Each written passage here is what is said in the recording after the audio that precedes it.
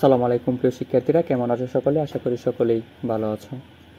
তোমাদের রেজাল্ট ইতিমধ্যে প্রকাশ পেয়েছে। অনেকেই আছো টেকনিক্যাল কলেজে ইঞ্জিনিয়ার পড়তে চাও। সেক্ষেত্রে তোমাদের সুবিধা এবং কী কী অসুবিধা সে বিষয় নিয়ে আমি তোমাদের সাথে আজকে আলোচনা করব।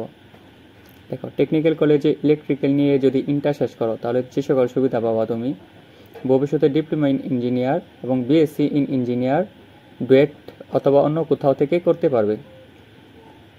এখন সরকারি চাকরির ক্ষেত্রে তুমি কী কী সুবিধা পাবে?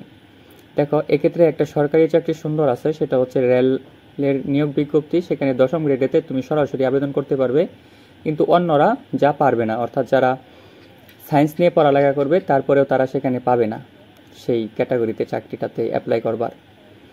তারপরে দেখো, দক্ষতা ও স্কিল ভিত্তিক জব বেশি পাওয়া যাবে, অর্থাৎ তুমি দক্ষতা শিখবা এবং কি তুমি অন্যদের থেকে এগিয়ে থাকবা। এটা শুধু ইঞ্জিনিয়ারদের ক্ষেত্রে। অর্থাৎ তুমি যদি ডিপ্লোমা কোর্সটা করো, ডিপ্লোমা কোর্স অবশ্যই 4 বছরের, মনে রাখবা। ব্যাকগ্রাউন্ড খুব চাহিদা সম্পন্ন, অর্থাৎ তুমি যে ব্যাকগ্রাউন্ডে পড়বা সেটার ব্যাকগ্রাউন্ডের চাকরির বাজারে খুব চাহিদাপূর্ণ।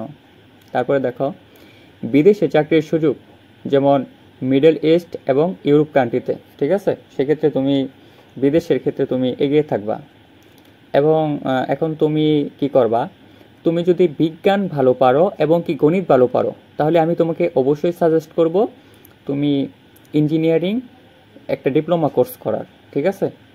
তারপরে দেখো, আর্টস নিয়ে যদি কেন পড়বা, আর্টস নিয়ে কী কী সুবিধা আছে যদি তুমি জেনারেল লাইনে পড়তে চাও সে বিষয় নিয়ে আলোচনা করি। সুবিধাগুলো হচ্ছে ভবিষ্যতে বিএ, মাস্টার্স, বিইড, শিক্ষকতা ইত্যাদি দিকে যাওয়া সহজ হবে তোমার ক্ষেত্রে। এক্ষেত্রে কিন্তু প্রতিযোগিতামূলক বেশি, যেমন বিসিএস, ব্যাংক, এনটিআরসিএ, শিক্ষক নিবন্ধন, এই সকল দিতে পারবা। এই যে এনটিআরসিএ, এটা কিন্তু শিক্ষক নিবন্ধনের একটা বেসরকারি সংস্থা, ঠিক আছে? তারপরে দেখো, তুমি যা হতে পারবা লেখালেখি, সাংবাদিকতা, আইন, সরকারি চাকরির সম্ভাবনা। এক্ষেত্রে তুমি সরকারি চাকরিগুলো পেতে পারো। তারপরে দেখো, তুমি আর্টস নিয়ে কখন পড়বে? তুমি যদি গাণিতিক বিষয় কষ্টকর মনে হয়, সাহিত্য, ইতিহাস, সমাজবিজ্ঞান অর্থাৎ ইতিহাস নিয়ে তোমার আগ্রহ বেশি থাকে, তুমি ইতিহাস ভালো পারো, সেক্ষেত্রে তুমি কি করবা, আর্টস নিয়ে পড়বা, ঠিক আছে? এখন তুমি যা করতে পারবে, যদি তুমি ভবিষ্যতে হাতে কলমে দক্ষতা শিখতে চাও, চাকরি বা বিদেশে যাওয়ার স্বপ্ন থাকে, অর্থাৎ তুমি যদি খুব দ্রুত চাকরি পেতে চাও এবং বিদেশে যাওয়ার পরিকল্পনা থাকে, তাহলে তুমি অবশ্যই টেকনিক্যাল কলেজে পড়বা। টেকনিক্যাল কলেজে যে কোনো একটা সাবজেক্টে ডিপ্লোমা করবা।